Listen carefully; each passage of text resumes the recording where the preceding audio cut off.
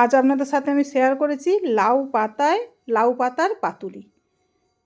মানে পাতাটাও লাউ পাতা, দেখুন এটা লাউ পাতা, আর ভেতরে যে পাতুরিটা রেডি করেছি আমি ওটাও লাউ পাতার পাতুরি। লাউ পাতা দিয়ে আমি পাতুরিটা করেছি, আর দেখতেও খুবই সুন্দর হয়। এটা টেস্টফুল তো বটেই। তো যারা লাউ শাক পছন্দ করেন তারা একবার এরকম সুন্দর একটা পাতুরি অবশ্যই তৈরি করবেন, এবং গরম অন্নের সাথে ভগবানকে নিবেদন করবেন, প্রসাদ পাবেন। দেখুন কত সুন্দর দেখতে হয়েছে। দেখুন একদম কচি ডগা দিয়ে এই পাতুরিটা তৈরি করতে হয়, খুবই টেস্টফুল হয়। তো আপনারা অবশ্যই এরকম সুন্দর একটা পাতুরি বাড়িতে অবশ্যই তৈরি করবেন এবং ভগবানকে নিবেদন করবেন। আর যারা ভগবানকে ভোগ না লাগান তারা বাড়িতেই তৈরি করবেন। হরে কৃষ্ণ, প্রণাম। আমি সদানন্দিনী মালিনী দেবী দাসী, রাধারানীস কিচেনে আপনাদের সবাইকে স্বাগত। আজ আমি ভগবানের জন্য লাউ পাতার পাতুরি তৈরি করে দেখাবো। তো এটা তৈরি করার জন্য এখানে দেখুন আমি কয়েকটা ডগা নিয়েছি আর কয়েকটা বড় বড় পাতা নিয়েছি। ডগাগুলো কত একদম পুরো ডগটা নিয়েছি, আপনাদেরকে আমি দেখিয়ে দিচ্ছি। দেখুন একদম ডগের দিকটা, যেখানটা একদম কচি, ওই কচি ডগাটা আমি নিয়েছি। কয়েকটা ডগা নিয়েছি, 5-6টা ডগা এরকম নিয়েছি। আর ছোট্ট ছোট্ট করে ডগাগুলোকে বানিয়ে নেবো। আর এখানে পাতা নিয়েছি, বড় পাতা, লাউ শাকটা যে বড় পাতাগুলো ছিল ওই পাতাগুলো আমি নিয়েছি, ধুয়ে পরিষ্কার করে নিয়েছি একদম। এই পাতাতেই আমি পাতুরিটা তৈরি করব। আর মশলার জন্য এখানে রেখেছি পোস্ত আর সর্ষে আর কাঁচা লঙ্কা। পোস্ত 2 চামচ, সর্ষে 1 চামচ। কাঁচা লঙ্কাটা দিয়ে এটা মিক্সিতে পেস্ট করব। হলুদ গুঁড়ো আর কাশ্মীরি লঙ্কার গুঁড়ো। আর আমি অল্প একটু লেবু রেখেছি, লেবুটা টেস্ট খুব সুন্দর করবে। অল্প চিনি, সর্ষের তেল অবশ্যই লাগবে, সর্ষের তেল, লবণ, অল্প একটু কাজু বাদামটা আমি জলে ভিজিয়ে রেখেছিলাম। এই কাজু, পোস্ত, সর্ষে এগুলো আমি বাটবো মিক্সিতে। আর এখানে কাঁচা লঙ্কা চিড়ে রেখেছি। তো আমি লাউ শাকটা এবারে বানিয়ে নেবো আর এইগুলোকে বেটে নেবো। লাউ শাকটা বানিয়ে নিয়েছি, লাউ শাকটা একটু সেদ্ধ করব, সেই জন্য আমি জল দিয়েছি। জলে একটু লবণও দিয়ে দিলাম। দিয়ে লাউ শাকগুলো যে আমি ছোটো ছোটো করে বানিয়ে নিয়েছিলাম ওগুলো আমি এর মধ্যে সব দিয়ে দেবো। দেখুন লাউ শাকগুলো কত ছোটো ছোটো করে বানিয়েছি, ডাঁটাগুলোও দেখুন একদম ছোটো ছোটো করে বানানো আছে ডাঁটাগুলো। আর প্রচণ্ড নরম, মানে এগুলো যখন চিবোনা হবে, চিবোনার সময় কোনো ছিবড়ে বা কিচ্ছু হবে না, মানে একদম পুরো শাকের সাথেই চিবিয়ে খাওয়া হয়ে যাবে। দিয়ে এটাকে আমি ঢাকা দিয়ে 2-3 মিনিট সেদ্ধ করে নেব। প্রচণ্ড নরম, একদম তাড়াতাড়ি এগুলো নরম হয়ে গেছে। দিয়ে এটাকে আমি একদম ভালো করেই ফুটিয়ে নিয়েছি। এটাকে জলটা আমি ছেঁকে তুলে নেব। দেখুন জল ছেঁকে তুলে নিয়েছি। তুলে নিয়ে 2-3 মিনিট হয়েছে, একটু হালকা হালকা গরম আছে। আর দেখুন কাজু দিয়ে পোস্ত, সর্ষে, কাঁচা লঙ্কা আমি পেস্ট করে নিয়েছি। এই মশলাটা আমি পুরো দিয়ে দেবো। আর এই মিক্সিটা ধুয়ে অল্প একটু হালকা করে একটুখানি জলও দেবো। তার আগে আমি লবণটা যে যে জিনিসগুলো নিয়েছিলাম সবই দিতে হবে।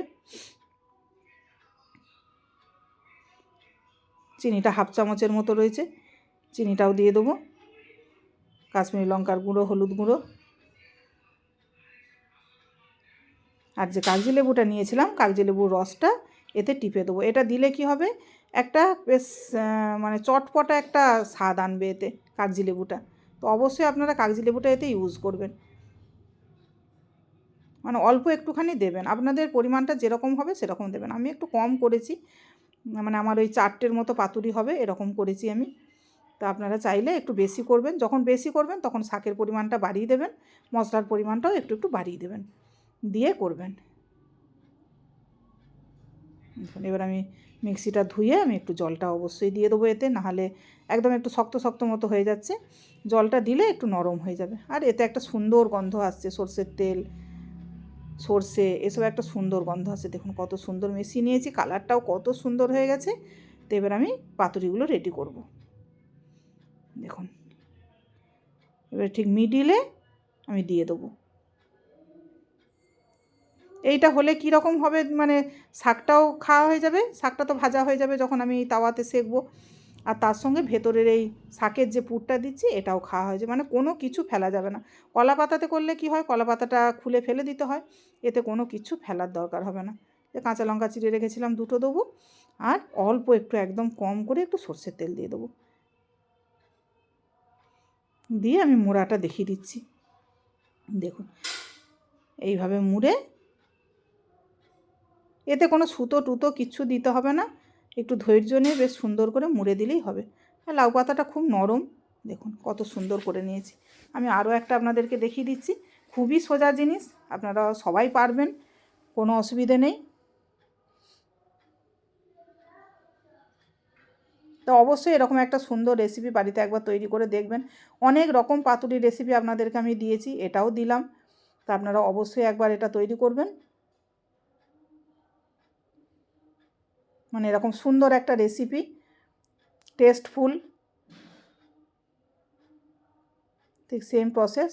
চেরা কাঁচা লঙ্কা দিয়ে দেবো, হাফ চামচের মতো একটু তেল দিয়ে দেবো, দিয়ে ঠিক যেমনভাবে মুড়েছি, এর দেখুন মাথার দিকে যে শক্ত পোঁটাটা থাকে ওইটাকে কিন্তু আমি বাদ দিয়ে দিয়েছি, যার জন্য মুড়তে কোনো অসুবিধা হচ্ছে না। ব্যাস এরকম সুন্দর করে একটু যত্ন করে কাজটা করতে হবে। এই একইভাবে আমি বাকিগুলোকেও রেডি করে নেব। দেখুন আমার 4টে পাতুরি হয়েছে, আমি 4টে করেছি। তো আপনারা বেশি কম করে নেবেন, যেরকম যা লাগবে সেরকম করে নেবেন। এবার আমি তাওয়াতে ভাজবো, সেজন্য তাওয়াতে একটু তেল দিয়েছি, তাওয়াও আমার গরম হয়ে গেছে। দেখুন এইভাবে তেলে একটু দিয়ে তারপর আমি একটু মানে উপর দিকে তুলে দেবো, মানে সবগুলোই যেন একটা দিকে একটু তেল পায়। এই যে এইভাবে দিয়ে দেবো আমি। দেখুন ব্যাস এবারে একদম আঁচটাকে একদম কমিয়ে দেবো, মানে একদম লো হিটে ঢাকা দিয়ে আমি 5 মিনিট রান্না করব। দেখুন 5 মিনিট পর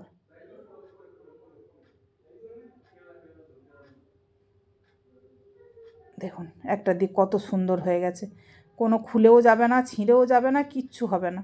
মানে এত টেস্টফুল হয় গরম অন্নের সাথে, মানে আমাদের তো খুব ভালো লাগে।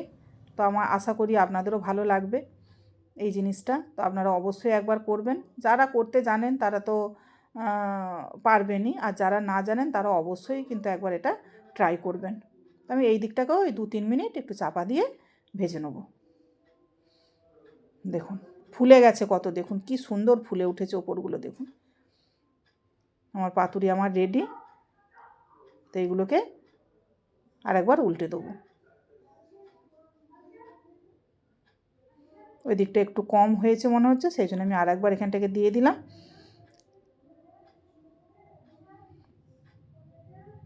দিয়ে আমি আরও একটু ঢাকা দিয়ে একবার ভেজে নিয়েছি।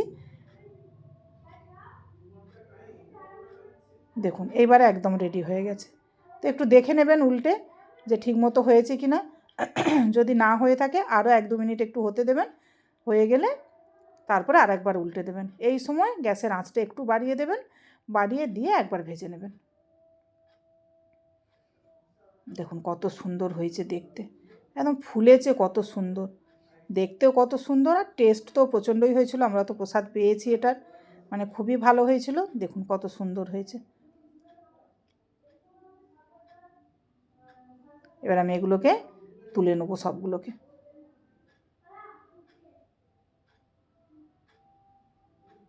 তুলে নিয়ে আমি একটু ঠান্ডা করে তারপর আপনাদেরকে দেখাবো যে কীরকম হয়েছে ভেতরটা দেখতে। তো আপনারা বাড়িতে অবশ্যই এরকম একটা পাতুরি তৈরি করবেন।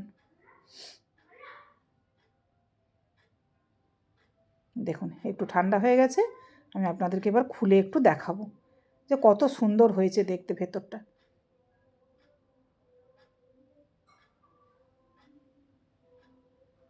দেখুন